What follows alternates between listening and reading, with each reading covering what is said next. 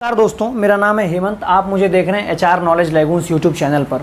आज हम इस वीडियो लेक्चर में बात करेंगे भारतीय संविधान के प्रस्तावना की। तो सबसे पहले ज़रा देखिए, आप समझिए कि ये प्रस्तावना होती क्या है, क्या होती है प्रस्तावना। तो आप समझिए, कोई भी किताब लिखी जाती है, अगर कोई भी किताब लिखी जाती है तो उसके पहले पेज पर उस किताब को लिखने का उद्देश्य लिखा जाता है। जैसे मेरे पास एक किताब है, यहाँ पर देखिए, ये किताब है मेरे पास पॉलिटी की। तो पॉलिटी की किताब का आप पहला पेज खोलेंगे ना, पहला पेज, तो इसमें क्या लिखा हुआ है, इसकी भी प्रस्तावना एक लिखी हुई है। इसकी भी क्या लिखी हुई, एक प्रस्तावना लिखी हुई है, यानी इसको लिखने का उद्देश्य बताया जाएगा कि इस पूरे किताब में क्या क्या लिखा गया होगा और क्यों लिखा गया होगा। तो जैसे इसकी प्रस्तावना में पढ़ूं तो लिखा है कि भारतीय राज्य व्यवस्था नामक यह पुस्तक इस आशय से लिखी गई है कि संघ और राज्य लोक सेवा आयोगों की सभी परीक्षाओं में आप अच्छे अच्छे नंबर लाएं, टॉप वगैरह करें। तो ये इनके किताब के लिखने का उद्देश्य है। तो इसी तरह भारत का जो संविधान है, तो भारत का जो संविधान है वह भी एक किताब ही है, किताब। तो देखिए, PDF फॉर्म में मैंने किताब बना दिया संविधान का, पहला पेज, दूसरा, तीसरा, चौथा, ऐसे PDF चलता है ना। तो संविधान भी एक किताब है। तो किताब, इस संविधान की भी किताब को किस उद्देश्य से लिखा गया है, इसके लिए एक उद्देशिका लिखी गई है पहले पेज पर। उसी को हम क्या कहते हैं, प्रस्तावना कहते हैं। क्योंकि उसमें उद्देश्य लिखा गया है, इसीलिए इसका एक नाम और भी है, उद्देशिका। तो संविधान की उद्देशिका कोई कहे, चाहे संविधान की प्रस्तावना कहे, चाहे प्रीएम्बल ऑफ द कॉन्स्टिट्यूशन कहे, सब बात एक ही है। अब इसका एक अलग अलग नाम भी कुछ लोगों ने दिया है। जैसे संविधान की प्रस्तावना कुछ लोग कहते हैं ये संविधान की कुंजी है। कुंजी क्यों कहते हैं? क्योंकि इसी से आगे का रास्ता खुलता है, कि यहीं पर सब कुछ लिख दिया गया है। कि एक तरह से समझ लीजिए कि निचोड़ है संविधान का, कि संविधान के अंदर क्या क्या लिखा जाएगा, क्यों लिखा जाएगा, उसका एक उद्देश्य है, निचोड़ है। इसीलिए इसको हम क्या कहते हैं, इसीलिए इसको हम संविधान की कुंजी भी कहते हैं। कुछ लोग इसी को संविधान की आत्मा भी कहते हैं। इतना निचोड़ है, जब इतना उद्देश्य सब एक ही पेज में सिमटा हुआ है तो इसी को आत्मा बोलेंगे, यही इसकी जान है। ठीक है। तो और कुछ लोग इसी को परिचय पत्र बोलते हैं। परिचय पत्र क्या होता है? आपका एक आधार कार्ड बन गया, आप दिखा दीजिए अपने बारे में, आपका सब एड्रेस वगैरह उस पर बता देगा कि हाँ आप यहाँ से रहने वाले हैं, इस तरह के हैं, आपके बाबू ये होंगे। बाबू का नाम लिखा रहता है? नहीं लिखा रहता है। तो देखिए, प्रस्तावना क्या है, एक तरह से परिचय पत्र है, आइडेंटिटी कार्ड है। आइडेंटिटी कार्ड है किसका? इसका, संविधान का। और ये परिचय पत्र नाम किसने कहा था? पालकी वाला नाम के एक व्यक्ति थे, उन्होंने किया था। पालकी वाला नामक व्यक्ति के बारे में आप सर्च करके पढ़ लीजिएगा कौन थे वो। ठीक है। अब देखिए क्या है कि भीमराव अंबेडकर जी से पूछा गया तो आप संविधान की आत्मा इसको मानते हैं? तो भीमराव अंबेडकर ने कहा नहीं, मैं प्रियम्बल को संविधान की आत्मा नहीं मानता हूँ। भीमराव अंबेडकर जी किसको संविधान की आत्मा मानते थे? अनुच्छेद 32 को मानते थे। अनुच्छेद 32 में क्या लिखा गया? अनुच्छेद 32 में संवैधानिक उपचारों का अधिकार दिया गया है लोगों को। तो भीमराव अंबेडकर जी इसको, प्रियम्बल को नहीं मानते थे आत्मा संविधान की। भीमराव अंबेडकर जी अनुच्छेद 32 को संविधान की आत्मा मानते थे। तो आपसे अगर क्वेश्चन पूछे, सिर्फ ये क्वेश्चन में पूछे कि संविधान की आत्मा किसको कहा जाता है, किसी का नाम न लिखे, तो आप कहेंगे प्रस्तावना को, प्रीएम्बल ऑफ द कॉन्स्टिट्यूशन को। लेकिन आपसे ये पूछे कि भीमराव अंबेडकर जी ने संविधान की आत्मा किसको कहा था, तो आप कहेंगे कि अनुच्छेद 32 को कहा था, संवैधानिक उपचारों के अधिकार को कहा था। ठीक। अब एक क्वेश्चन आपसे ये पूछता है कि जो प्रस्तावना ठीक है, ये बन गई, उद्देश्य बता दिया, लेकिन इसको ड्राफ्ट कौन किया, इसको गढ़ा किसने? तो एक तरह से इसको गढ़ा किसने? तो हमारे जो सबसे पहले प्रधानमंत्री थे देश के, पंडित जवाहरलाल नेहरू जी, उन्होंने ही इसका ड्राफ्ट तैयार किया।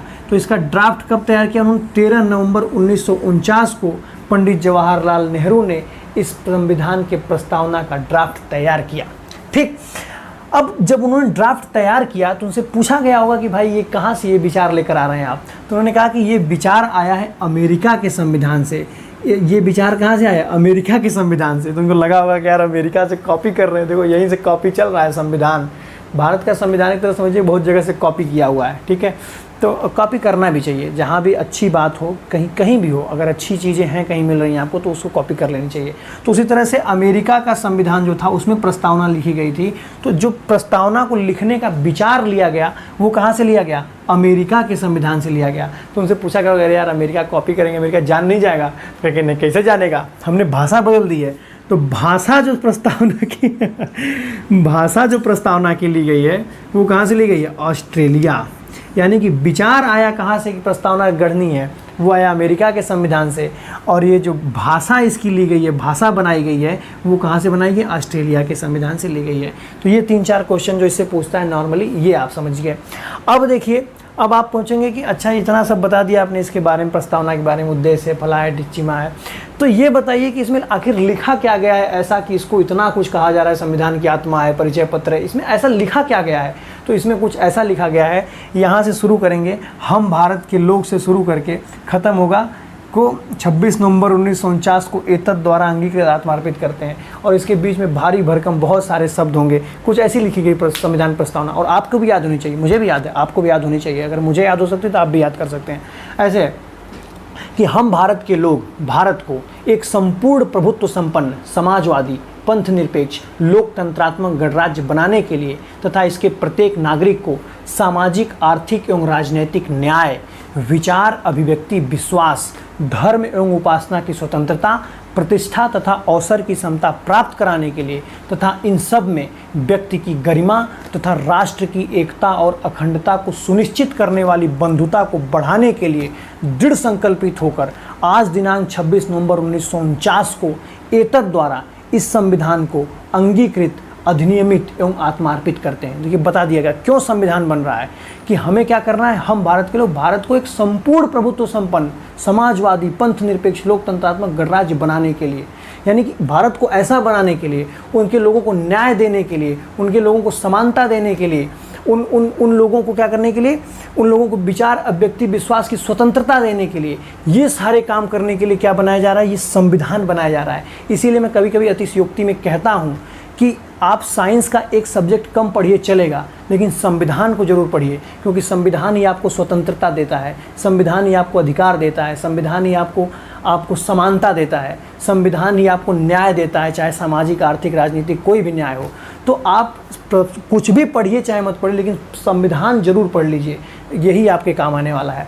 तो मैंने जो ये प्रस्तावना बोली कि हम भारत के लोग भारत को एक संपूर्ण प्रभुत्व संपन्न, समाजवादी, पंथ निरपेक्ष, लोकतंत्र, इसलिए मैंने डाट यहाँ कर दिया, बीच में पूरा भरा जाएगा, बहुत बड़ा है इसलिए मैंने लिखा नहीं, इसको याद है तो मैं बोल दिया, तो आप भी इसको याद करेंगे, क्योंकि याद नहीं करेंगे तो इस पर बनने वाले क्वेश्चन आप नहीं बना पाएंगे। अभी मैं आगे डिस्कस कर रहा हूँ कैसे कैसे क्वेश्चन उन शब्दों से पूछता है।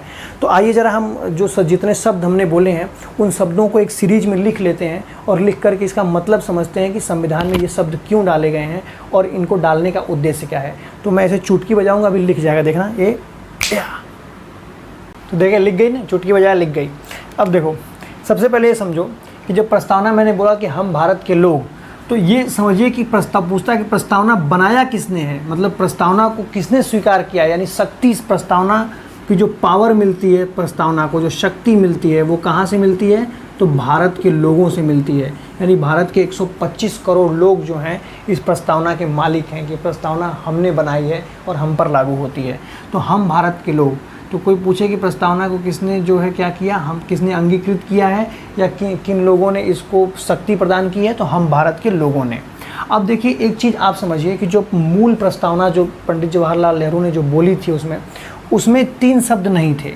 एक तो समाजवादी शब्द नहीं था, पंथ निरपेक्ष शब्द नहीं था और अखंडता शब्द नहीं था। वो जो मैं पीछे प्रस्तावना बोला हूँ ना, ये आज की प्रस्तावना बोला हूँ, लेकिन जो प्रधानमंत्री नेहरू जो बोले थे वो उसमें समाजवादी, पंथ निरपेक्ष और अखंडता शब्द नहीं था, लेकिन ये शब्द इस समय मौजूद है। अभी मैं बता दूंगा कि क्यों ये शब्द इस समय मौजूद है।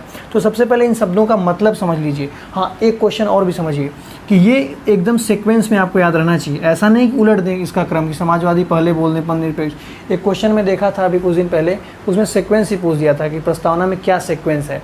तो आपको ऐसे याद रखना है इसको कि संपूर्ण प्रभुत्व संपन्न, समाजवादी, फिर पंथ निरपेक्ष, फिर लोकतंत्र, फिर गणराज्य। अब इन शब्दों के मतलब से भी आपको क्वेश्चन कभी कभी मिलता है। तो संपूर्ण प्रभुत्व संपन्न का मतलब क्या है, तो संपूर्ण प्रभुत्व संपन्न का मतलब एकदम आसान भाषा में समझिए कि लड़का अगर आपके घर में पैदा होगा तो उसका नामकरण पड़ोसी नहीं करेगा। तो आपके घर की क्या नीतियां हैं, तो भारत में जो नीतियां बनेंगी, भारत की जो राजनीतिक सीमा हमारी है, इस राजनीतिक सीमा में हम क्या नीतियां बनाएंगे ये भारत सरकार तय करेगी। ये कोई अमेरिका या इंग्लैंड की सरकार आकर के इस भारत की नीतियों को तय नहीं करेगी। यानी हम जब चाहें तब पाकिस्तान पे बम फोड़ सकते हैं, तो आप प्रधानमंत्री बनिएगा तो इसको ध्यान रखिएगा, जब चाहिए तब पाकिस्तान बम फोड़ दें, इसको कोई रोकने नहीं आएगा आपको। तो संपूर्ण प्रभुत्व संपन्न का मतलब आंतरिक एवं बाह्य सभी निर्णय देश स्वयं लेगा, उसमें बाहर का कोई आकर के कोई निर्णय नहीं लेगा। ठीक। दूसरी चीज़ है समाजवादी। तो समाजवादी शब्द का क्या मतलब होता है, तो समाजवाद शब्द का मतलब इतना होता है कि जो यूरोप वगैरह में समाजवाद, सोशलिज्म का मतलब क्या होता है, उसमें ये होता है कि भाई आप क्या करें, सारे जितने भी उत्पादन के साधन हैं, जितनी भी फैक्ट्रियां वगैरह हैं, जितने भी कुछ भी है, उस पर क्या करे, सरकार नियंत्रण कर ले और सरकार सबको बांट दे, पूरे पब्लिक में सबको आप उनके हिस्से के अनुसार ऐसा बांट दे कि कहीं भी गरीबी न रह जाए। ये समाजवादी विचारधारा है। लेकिन भारत की जो समाजवाद है वो नेहरू और गांधी जी के विचारों से कुल मिलाकर प्रेरित था। तो उन्होंने एक सकारात्मक समाजवाद है कि हम मिलजुल करके समाज में एक काम करेंगे, जहाँ अगर कोई ऊंचा उठ रहा होगा तो उसको सपोर्ट भी करेंगे, और कोई अगर नीचा गिर रहा है तब भी उसको सपोर्ट करेंगे कि भाई आप ऊपर ऊपर उठिए। ठीक है, तो कुल मिलाकर के समाजवादी विचारधारा का मतलब कि हम किसी का साथ नहीं छोड़ेंगे, वेलफेयर स्टेट टाइप बनाने की बात है कि हम किसी का साथ नहीं छोड़ेंगे, समाज को साथ लेकर के चलेंगे, निम्न वर्ग को उच्च वर्ग को सब में सामंजस्य बिठा करके साथ लेकर के चलेंगे। ऐसी समाजवादी विचारधारा अपनी है। ये यूरोप के समाजवाद से बिल्कुल अलग है। तीसरी चीज़ है पंथ निरपेक्ष। पंथ निरपेक्ष का मतलब क्या है कि हमारे देश का कोई धर्म नहीं होगा, हम, और ये नकारात्मक वे में इसको नहीं लेना है। जैसे फ्रांस वगैरह में क्या है कि फ्रांस वगैरह में आप पब्लिकली अपने धर्म की पूजा वगैरह नहीं कर सकते। अगर आप हिंदू हैं या मुसलमान हैं तो अपने धर्म की प्रैक्टिस क्या करते हैं, वहाँ पे पब्लिकली नहीं कर सकते। लेकिन भारत के अंदर पंथ निरपेक्ष मतलब क्या है कि भारत का अपना कोई धर्म नहीं होगा, लेकिन भारत में रहते हुए आप कोई भी धर्म फॉलो कर सकते हैं। ठीक ना, भारत से पूछा जाएगा कि आपका क्या धर्म है, तो कहेंगे मेरा कोई धर्म नहीं है, मेरे यहाँ हिंदू, मुस्लिम, सिख, ईसाई सभी लोग आराम से रहते हैं, कोई दिक्कत नहीं है। और लेकिन ये क्या है, पंथ निरपेक्ष है। हम किसी धर्म को विशेष तवज्जो नहीं देते हैं। पाकिस्तान इस्लाम को तवज्जो देता है, लेकिन हम नहीं देते किसी चीज़ को तवज्जो। ठीक है, तो पंथ निरपेक्ष मतलब ये होगा कि देश का कोई धर्म नहीं होगा। लोकतंत्रात्मक का क्या मतलब है कि जो भी चुना जाएगा, सांसद, विधायक, प्रधानमंत्री, कोई भी है, वो वोटिंग होगी उसकी। तो लोकतंत्र को उन्होंने कहा था ना, अब्राहम लिंकन ने क्या कहा था कि ये जनता के लिए और जनता के द्वारा शासन है। यानी कि इसमें सर्वे सर्वा मालिक कौन होती है, जनता होती है, तो जनता का ही शासन होता है। ये गणराज्य, इसको समझिए, गणराज्य क्या होता है, गणतंत्र। कुछ लोग लोकतंत्र और गणतंत्र में बड़ा कंफ्यूज रहते हैं कि लोकतंत्र और गणतंत्र में अंतर क्या है। तो लोकतंत्र का मतलब तो जनता का शासन हो गया एक तरीके से, डायरेक्ट या इनडायरेक्ट। तो हमारे यहाँ इनडायरेक्ट है, यानी कि लोग जो है कुछ प्रतिनिधि चुन करके संसद में भेजते हैं, फिर वो हमारे देश पर क्या करते हैं, शासन करते हैं। लेकिन गणराज्य का मतलब क्या है, तो गणराज्य का मतलब इतना होता है कि भारत का जो संवैधानिक प्रमुख होगा वो क्या होगा, वो वंशानुगत नहीं होगा। समझ रहे हैं बात को। जैसे जो राष्ट्रपति होगा, राष्ट्रपति, भारत का राष्ट्रपति जो होगा, और जो भारत का प्रधानमंत्री होगा, तो कभी ऐसा नहीं होगा कि प्रधानमंत्री का बेटा प्रधानमंत्री बन जाए या राष्ट्रपति का बेटा राष्ट्रपति बन जाए, मतलब बिना चुनाव लड़े। मतलब बन सकता है, बन सकने का मतलब कि चुनाव लड़ के लेकिन बनना पड़ेगा। ऐसा नहीं कि प्रधानमंत्री का बेटा है, मैं प्रधानमंत्री का बेटा हूं तो उस बेटा होने से मैं प्रधानमंत्री बन जाऊंगा, ऐसा नहीं। चुनाव हमें लड़ना पड़ेगा, हमेशा चुनाव लड़ना पड़ेगा। तो यहाँ पे कोई भी पद आप प्राप्त करना चाहते हैं अगर प्रमुख की, तो आपको चुनाव लड़ना पड़ेगा। इसी चीज़ को कहते हैं गणतंत्र। तो गणतंत्र और लोकतंत्र में इस अंतर को समझिएगा। जैसे आप देखेंगे इंग्लैंड में, वहाँ चुनाव होता है, तो इसका मतलब इंग्लैंड में लोकतंत्र है, लेकिन वहाँ गणतंत्र नहीं है, क्योंकि वहाँ जो राजा होता है ना, राजा के परिवार के लोग ही राजा बनते हैं, यानी कि वहाँ वंशानुगत सिस्टम चलता है। तो इंग्लैंड के अंदर लोकतंत्र है, चुनाव वगैरह होता है, प्रधानमंत्री चुन कर आते हैं चुनाव से, उनके जो सांसद वगैरह जो हैं वो चुनाव से आते हैं। लेकिन जो संवैधानिक प्रमुख है इंग्लैंड का, जो उसके, तो वो राजा के परिवार से ही रहेगा, वो रॉयल फैमिली से ही रहेगा। लेकिन भारत में ऐसा नहीं, भारत में कोई रॉयल फैमिली नहीं है। भारत में अंदर अगर आपको प्रमुख बनना है देश का, तो आपको चुनाव की प्रक्रिया से गुजरना होगा। इसी चीज़ को गणतंत्र कहते हैं। ठीक है, समझ में आ गई ये बात। तो आप देखिए कि ये पूरी तरह से किसके बारे में बता रहा है, भारत के बारे में बता रहा है कि भारत का देश कैसा होगा। भारत देश संपूर्ण प्रभुत्व संपन्न होगा, समाजवादी होगा, पंथ निरपेक्ष होगा, लोकतंत्रात्मक गणराज्य होगा। तो एक तरह से ये भारत के स्वरूप या प्रकृति को बताने के ये पांचों शब्द काम कर रहे हैं। तो इन पांचों शब्दों को आप ऐसे याद कर लेंगे। अब देखिए कुछ बाद में शब्द बोले गए, जैसे मैं बोला ना, उस प्रत्येक नागरिक को सामाजिक, आर्थिक, राजनीतिक न्याय, विचार, व्यक्ति विश्वास। तो ये शब्द का क्या मतलब है, तो सामाजिक, आर्थिक और राजनीतिक न्याय मिलना चाहिए लोगों को, न्याय। तो सामाजिक न्याय का मतलब किसी भी जाति का हो, किसी भी धर्म का हो, किसी भी लिंग का आदमी हो, किसी भी स्थान का आदमी हो, उस किसी भी सामाजिक स्तर का आदमी हो, उसके साथ अन्याय नहीं किया जाएगा। अगर वो चाहता होगा मैं चुनाव लड़ूं, वो चाहता होगा मैं नौकरी करूं, वो जो कुछ भी चाहता होगा उसको उतना ही अवसर प्रदान किया जाएगा, चाहे वो महिला हो, चाहे वो पुरुष हो, चाहे वो नागालैंड से आया हो, चाहे वो दक्षिण भारत से आया हो, चाहे वो उत्तर भारत से आया, कहीं से भी हो, वो अगर भारत का नागरिक है तो उसको सामाजिक न्याय दिया जाएगा, उसके सामाजिक स्तर से कोई भेदभाव नहीं किया जाएगा। आर्थिक न्याय का क्या मतलब है? सबको समान वेतन वगैरह दिया जाएगा। कभी भी ऐसा नहीं किया जाएगा कि महिला काम कर रही है तो उसको कम वेतन दे दिया, पुरुष काम कर रहा है तो उसको ज़्यादा वेतन दे दिया। जैसे मान लीजिए आप हैं तैयारी कर रहे हैं IPS IAS की, और आपकी बाबू है वो भी तैयारी कर रही है IPS की, तो ऐसा नहीं कि आप IPS बन गए तो आपको 50,000 सैलरी मिलेगी, उसको 20,000 मिलेगी, ऐसा कुछ नहीं है भाई। देखो आपकी बाबू बने चाहे आप बने, कोई भी बने, लड़की लड़का से कोई फ़र्क नहीं है। तो भारत के अंदर क्या है, आर्थिक न्याय भी मिला हुआ है। और तीसरी चीज़ राजनीतिक न्याय भी है। आपका बाबू चुनाव भी लड़ना चाहता है तो चुनाव भी लड़ सकता है, आप भी लड़ सकते हैं उसी के साथ चुनाव, तो कोई दिक्कत नहीं। तो आर्थिक, सामाजिक एवं राजनीतिक न्याय दिया गया है। तो आप इन्हीं तीनों न्याय को याद रखेंगे। कभी क्वेश्चन पूछ दे कि धार्मिक न्याय दिया गया कि नहीं दिया गया, तो आप कहेंगे नहीं, धार्मिक न्याय नहीं दिया गया, सिर्फ सामाजिक, आर्थिक एवं राजनीतिक न्याय। अब देखिए क्या दिया गया, कुछ स्वतंत्रता दी गई है। किस चीज़ की स्वतंत्रता दी गई है? स्वतंत्रता दी गई है विचारों की, यानी आप कोई भी अच्छा विचार अपने दिमाग में ला सकते हैं, आपको कोई रोकने वाला नहीं है। स्वतंत्रता दी गई अभिव्यक्ति की, यानी मैं जैसे आपके सामने एक्सप्रेस कर रहा हूँ चीज़ों को, अपनी बातों को बता रहा हूँ, वैसे आप भी अपनी बातों को, अच्छी बातों को बता सकते हैं। लेकिन ये स्वतंत्रता वहीं तक है जहाँ तक आप दूसरे की स्वतंत्रता में बाधक न बनते हों। तो विचारों की स्वतंत्रता आपके पास है, अभिव्यक्ति की स्वतंत्रता है, यानी आप अपनी बातों को किसी को बता सकते हैं।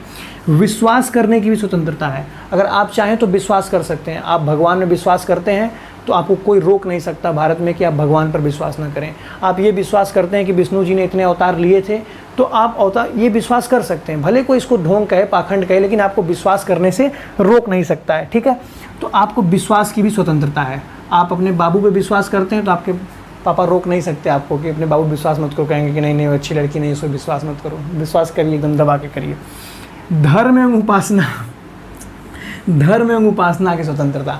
तो धर्म एवं उपासना यानी आप कोई भी धर्म फॉलो कर सकते हैं। आपके घर में हो सकता है कोई और धर्म चलता हो, आप कोई और धर्म अपनाना चाहते हैं तब भी अपना सकते हैं। आप कोई भी, आप संतोषी माता के व्रत रखना चाहते हैं तब भी रख सकते हैं। हनुमान जी का पूजा करना चाहते हैं, हनुमान जी का पूजा कर सकते हैं। जिसका मन करे आप उसका पूजा करिए, जौन सा मन करे उनसा धर्म अपनाइए। इसकी आपको पूरी स्वतंत्रता दी गई है, ठीक है, भारत के संविधान के अंदर। देखिए कितना बढ़िया संविधान का इंट्रोडक्शन चल रहा है। तीसरी चीज़ प्रतिष्ठा है। प्रतिष्ठा हर आदमी की क्या होती है, एक प्रतिष्ठा होती है। आप किसी को बेइज्जत नहीं कर सकते, देखते हैं मानहानि का दावा हो जाता है। तो ये प्रतिष्ठा होनी चाहिए हर आदमी को। आप क्या करेंगे, हर आदमी की एक प्रतिष्ठा है, उसको बरकरार रखना है भारत के अंदर। यहाँ पे एक लिखा अवसरों की समता, अवसर की समता प्रदान की जाएगी, यानी कोई भर्ती निकलेगी तो सबको समान रूप से सीटें दी जाएंगी कि आप लीजिए, आप इस भर्ती में ये नहीं कि कोई नागालैंड से आया तो बोले भाग साले, तो कुकुर खाता है, तुमको नहीं भर्ती करने, ऐसा नहीं करेंगे भाई। आप उनका जो है कल्चर कुछ है, कुछ जगह खाते हैं तो कोई दिक्कत नहीं है, वैसे उससे कोई दिक्कत होने वाली नहीं है। तो अवसरों की समता प्रदान की जाएगी। अवसरों की समता का मतलब कि समान अवसर प्रदान किए जाएंगे आपको, कि आप कोई भी भर्ती दे दीजिए। आप कोई उद्योग धंधा चलाना चाहते हैं तब भी चलाइए। आप महिला हैं, पुरुष हैं, कोई फ़र्क नहीं पड़ने वाला है, क्योंकि अवसरों की समता है, सबके लिए अवसर समान खुले हुए हैं, ठीक। पाँचवीं चीज़ क्या है, गरिमा। हर व्यक्ति की एक गरिमा होती है। गरिमा किसी लड़की का नाम भी हो सकता है, बुरा मत मानिएगा आप भाई, गरिमा अगर होंगी तो। हर व्यक्ति की एक गरिमा होती है। गरिमा का मतलब कि उसकी एक डिग्निटी टाइप का, कि उसकी एक सम्मान है, आप उस सम्मान को बनाए रखिए। तो भारत के अंदर हर व्यक्ति की एक गरिमा है। और एक और है एकता और अखंडता, यानी भारत में आप देखिए कि कितने तरह के लोग रहते हैं। पूरे अगर यहाँ से निकल जाएं देखने के तो दक्षिण भारत में देखेंगे कि कैसे कैसे लोग होते हैं, फिर नॉर्थ इंडियन, साउथ, फिर आप इधर चले आइए, पहाड़ी क्षेत्रों में चले आइए, फिर मैदानी क्षेत्रों में जाइए, तो अलग अलग कल्चर आपको मिलेगा, अलग अलग गीत गवैया मिलेगा, अलग अलग भाषा मिलेगी। फिर भी उन भारत में जो विविधता है हमारी, उस विविधता में भी हमें क्या करना है, एकता बना करके रखना है, यानी अलग नहीं करना है। और दूसरी अखंडता भी बना करके रखनी है अपने देश की। ऐसा नहीं कि अगर जैसे योगी जी उत्तर प्रदेश के मुख्यमंत्री हैं, मोदी जी से कुछ खटपट हो गई तो कहें कि अब हम अपना यूपी अलग देश ही बना रहे हैं, आपसे अलगा रहे हैं, तो ऐसा नहीं कर सकते। भारत को अखंड भारत रहना होगा, एकदम अखंड रहेगा, कभी टूट नहीं सकता भारत को। जितना स्टेट मिल गया है उतना ही स्टेट रहेगा, उसमें से टूट नहीं सकता। और जोड़ा जा सकता है, अखंडता जोड़ा जा सकता है, तोड़ा नहीं जा सकता। और जो अंतिम चीज़ लिखी गई, जो बंधुता लिखी गई, बंधुता। हमें आपस में भाईचारा बना करके रखना है। हिंदू हो, मुस्लिम हो, सिख हो, ईसाई हो, अलग अलग जातियों के लोग हों, सभी लोग आपस में क्या करें, बंधुता भाईचारा बना करके रखें। ऐसा ना करें कि आपस में क्लैश पैदा करें। ठीक है, तो इन शब्दों का ये मतलब है। तो आप समझिए कि इधर तो ये सारे जो 5 शब्द थे वो क्या बताए, भारत के स्वरूप को बताया कि भारत देश कैसा है। लेकिन इधर के सारे शब्द क्या बताए, उद्देश्य को बताए कि हमारा भारत का उद्देश्य इस क्या होना चाहिए, आगे चल करके हमारा उद्देश्य क्या होना चाहिए। सबको इस तरह की चीज़ें करनी है, सामाजिक आर्थिक राजनीतिक न्याय प्रदान करना है, स्वतंत्रता प्रदान करनी है, प्रतिष्ठा प्रदान करनी है, अवसरों की समता देनी है, गरिमा सबकी बनाए रखनी है, एक अखंडता और एकता बनाए रखनी है, बंधुता बनाए रखनी है। तो एक तरह से ये क्या बता रहा है, उद्देश्य को बता रहा है। अब ये कहानी बताता हूँ मैं आपको कि क्यों ये शब्द जो थे, समाजवादी शब्द, पंथ निरपेक्ष शब्द और ये अखंडता शब्द बाद में कैसे जुड़े। तो देखिए, शुरुआत में नहीं थे ये सब। तो इसको पहले आपको 2-3 केसेज को समझना होगा। तो 2-3 केस सुप्रीम कोर्ट में चले। देखिए, प्रस्तावना जितनी अच्छी है ना, उतनी विवादित भी रही है। तो सुप्रीम कोर्ट में इसमें कई केस चल चुके हैं। तो पहला केस जो सुप्रीम कोर्ट में चला है वो चला है बेरूबाड़ी यूनियनवाद। देखिए, 26 नवंबर 1949 को बन के तैयार होती है। 1949 भारत में मुकदमेबाजी बहुत होती है। तो 26 नवंबर 1949 को बन करके तैयार हो जाती है।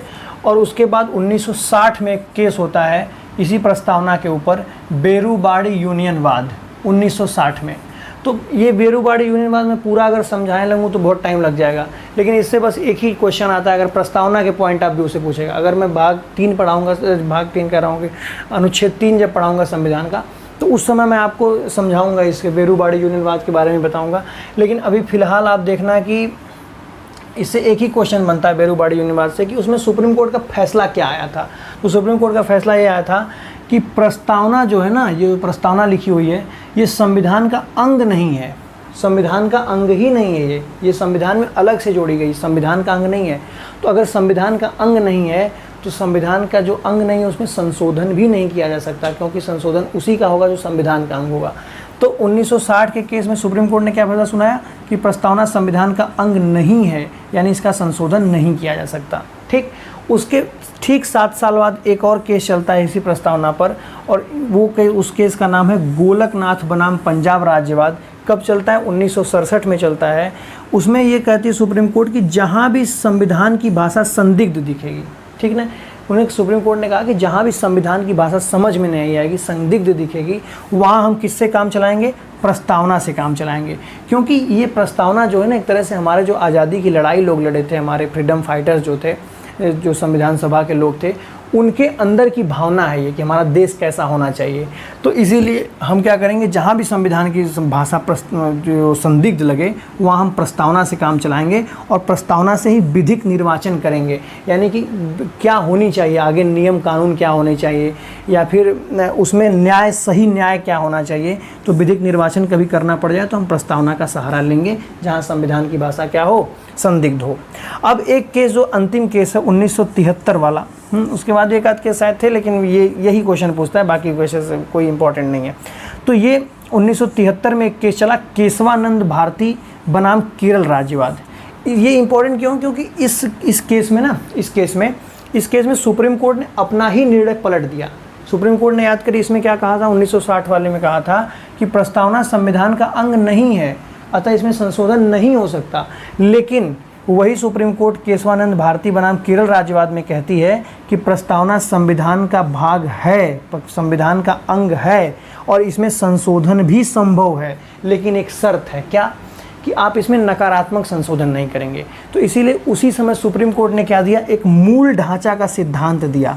मूल ढांचा का सिद्धांत दिया। इसमें क्या कहा कि ये संविधान का मूल ढांचा आप तय कर लीजिए कि ये चीज़ें मूल ढांचा में है, आप इसको छेड़ेंगे नहीं, यानी इसमें नकारात्मक संशोधन नहीं करेंगे, इसके शब्दों को कम नहीं करेंगे। इसमें क्या कर सकते हैं, सकारात्मक संशोधन कर सकते हैं, इसमें जोड़ सकते हैं शब्दों को, इसमें से घटा वटा नहीं सकते। तो इसमें क्या कर दिया उन्होंने, मूल ढांचा का सिद्धांत दिया। तो आपसे क्वेश्चन ये पूछेगा कि मूल ढांचा का सिद्धांत सुप्रीम कब दिया गया, तो सुप्रीम कोर्ट द्वारा मूल ढांचा का सिद्धांत दिया गया 1973 में। ठीक है, इस चीज़ को आप याद रखेंगे। तो इस मूल ढांचा के सिद्धांत में क्या कहा गया कि आप संविधान के मूल ढांचा में बदलाव नहीं करेंगे, संशोधन करना हो करिए, लेकिन सकारात्मक संशोधन करिए, नकारात्मक संशोधन नहीं कर सकते। ठीक है, यानी इसमें शब्दों को आप जोड़ सकते हैं, इसके शब्दों को घटा नहीं सकते। तो इसी जो 1973 का जो एक केस चला सुप्रीम कोर्ट का, केशवानंद भारती बनाम केरल राज्यवाद, इसी का सहारा लेकर के भारत में किया गया 42वां संविधान संशोधन। और 42वां संविधान संशोधन कब हुआ? 1976 में हुआ। और इसमें क्या किया गया? संविधान में 3 नए शब्द जोड़े गए। तो आप अब तक पूरे संवैधानिक इतिहास में अब तक सिर्फ एक ही बार संशोधन हुआ है इस प्रस्तावना का, और वो भी कब हुआ है? 1976 में हुआ है। और कौन सा संविधान संशोधन हुआ है? वो 42वां संविधान संशोधन। याद कैसे करेंगे? 4 दूनी 6 होता है ना, तो यहाँ भी 6 देखो 1976 में। तो 1973 में ये केस पारित होता है, पास होता है। 3 साल बाद 42वां संविधान संशोधन हो जाता है और 3 नए शब्द, एक समाजवादी, एक पंथ निरपेक्ष और तीसरा क्या है? अखंडता शब्द जोड़ा गया। तो आपसे ये क्वेश्चन पूछेगा, यहीं पे क्वेश्चन पूछेगा कि समाजवादी शब्द कौन कौन से शब्द ऐसे थे जो मूल संविधान में नहीं थे? तो आप कहेंगे ये तीनों शब्द नहीं थे। पूछेगा कि ये तीनों शब्द किस संविधान संशोधन द्वारा जोड़े गए? तो आप बताएंगे 42वां संविधान संशोधन द्वारा जोड़े गए। बोलेगा किस सन में जोड़ा गया? तो आप कहेंगे 1976 में जोड़ा गया। तो ये रही संविधान की प्रस्तावना। तो आज की स्थिति अगर संविधान की प्रस्तावना की देखें, आज कोई पूछे कि बताइए कि सब प्रस्तावना संविधान का अंग है कि नहीं है, तो आप कहेंगे कि आज की स्थिति ये कि प्रस्तावना संविधान का अंग है, क्योंकि सुप्रीम कोर्ट का हमेशा अंतिम निर्णय माना जाता है। पहले के निर्णय, सुप्रीम कोर्ट अपने निर्णय को बदल सकती है, सुप्रीम कोर्ट अपने निर्णय को बदल सकती है। ऐसा नहीं कि सुप्रीम कोर्ट एक बार निर्णय दे दी तो उसमें बदलाव नहीं हो सकता। एकदम लचीली व्यवस्था है भारत का संविधान, बदलाव हो सकता है। तो कोई पूछे आज की स्थिति क्या है, तो आप कहेंगे प्रस्तावना संविधान का अंग है। अब नहीं कहेंगे प्रस्तावना संविधान का अंग नहीं है, कहेंगे प्रस्तावना संविधान का अंग है। इसमें संशोधन भी किया जा सकता है बिना मूल ढांचा में बदलाव किए, यानी कि इसमें नकारात्मक संशोधन नहीं कर सकते। इसका मूल ढांचा वैसा ही रहना चाहिए, बस उसमें आप सकारात्मक संशोधन कर सकते हैं, नकारात्मक संशोधन नहीं कर सकते। तो कैसी लगी आपको मेरी ये जानकारी? अगर ये जानकारी अच्छी लगी हो तो आप औरों को भी शेयर करें ताकि लोग पढ़ें। और साथ ही साथ आप हमसे व्हाट्सएप ग्रुप और टेलीग्राम, साथ के साथ इंस्टाग्राम से भी जुड़ना चाहते हैं तो लिंक डिस्क्रिप्शन में दिया हुआ है। वीडियो को लाइक और शेयर करते रहें और मैं विदा लेता हूं आपसे। नमस्कार।